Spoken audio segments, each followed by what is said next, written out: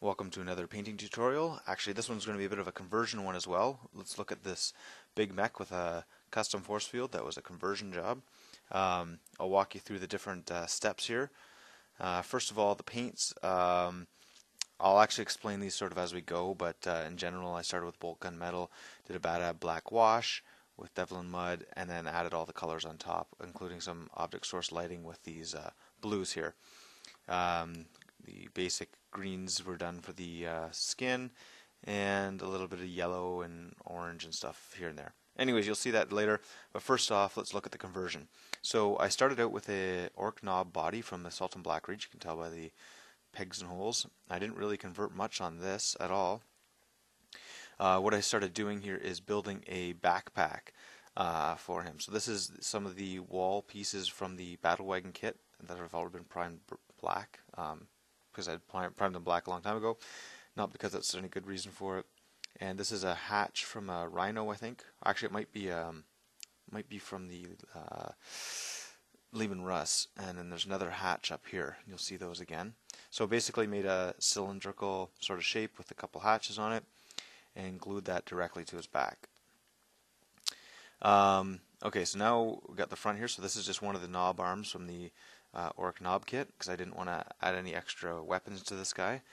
Then what I did, I took one of the Salt and Black Reach heads, and I took the mech bits, so that I took that nut there that's in his, actually bolt that's in his mouth, as well as the headpiece there from the Luda's mech that comes in there, and I cut that out, his head out of there, and glued it onto this head. Tried to make it look as non-converted as possible, and you'll see that better when it's painted. So essentially, took the pieces that make it a mech head and put it on a knob head, so that's nice and large. Then some of the other bits here. So this is the custom Mega Blaster from the same mech kit, as well as some smoke launchers from either Lehman Russ or Baneblade. I'm not sure exactly which kit. Doesn't really matter. Just kind of looks neat. And I was inspired by this by a thread on Daka Daka that I'll link in the comments. If you're on YouTube, or if it's on Mini Wargaming, it'll be in the thing. If it's on my blog, then I'll try to put it there as well. Anyways, it was inspired by some conversions on that, and so that's kind of a tribute to that conversion. This here is a piece, I believe, from the Bastion kit as well. This is an antenna from I think a Lehman Russ or Baneblade. The backpack from the mech kit, and this is a piece from the Bastion kit here, and that's going to be kind of one of the centerpieces. So there's that thing there. I'm pretty sure that's from the Bastion. I'm pretty sure that's from one of the Imperial vehicles. It's either the Baneblade or the Lehman Russ. Not sure. Okay, and you can see kind of how I attach things there. Just tried to make it fit in as reasonable as possible. No gaps showing. There's that hatch from the bottom. I think that's a Lehman Russ hatch, but it doesn't really matter where you get it from. And there's a closer look at his face. It'll look a lot better when it's painted. There's a bit of a gap here, but basically I tried to hollow that out as much as possible and glue it on there with a blob of glue. This thing here, I just tried to cut that off as close as possible and match that up as well. Okay, so added a little bit of detail to the base there. It's a Chaos Rhino hatch, I believe, and some sand, and I spray painted everything black. So getting into the painting now, and you can see there front and back. Nice even coat of black paint. Okay, then what I did is I did a very heavy dry brush stipple sort of thing with bolt gun metal, and you can see that it basically covered the whole model with bolt gun metal, because that's going to be the majority of it, and then I'll just pick out all the different colors later. So did that, and then I'm going to give it a wash. That's a bit of a blurry picture. That's a Devlin mud and Bad black wash. I think that's just the Bad black, but it will be Devlin mud as well. And now with some Khemri green, sorry, not Khemri, Narlock green. That's it. Narlock green. Picked out all the skin. And then a bit of Calthan brown for the teeth, and this bit here, and some leather bits, and scab red for anything that's going to be red. And there's a little bit of detail on the back, not a lot. Not sure if I'm showing anything there. I think I highlighted that up a bit with Goblin Green. Yeah, that's highlighted up to Goblin Green, and then Thraka Green Wash.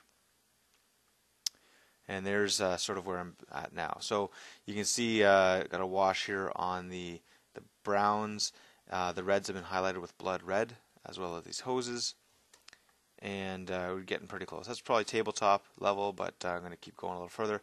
So I've added some tin bits areas there just to give a bit of variation in the metals.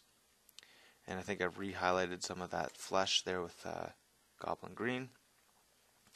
You can see some of the tin bits there just to give it a bit of variation on all that metal. Okay, so now I'm using this enchanted blue, I think it is, to add some object source lighting. So as if this is a lantern of some sort. And so I'm picking up kind of spillover as well, but trying to pick up any edges that could see that. So anything that can see this here, I'm trying to give it lighting as if it's from that direction. So pretend I'm at that point looking out, so I'm doing the back of his hand, the back of this axe, that one side there. And there's from a different direction, so you can see there's all the back of the axe. And, you know, it's not perfect, but trying to get a bit of spillover because this is going to be the darkest color.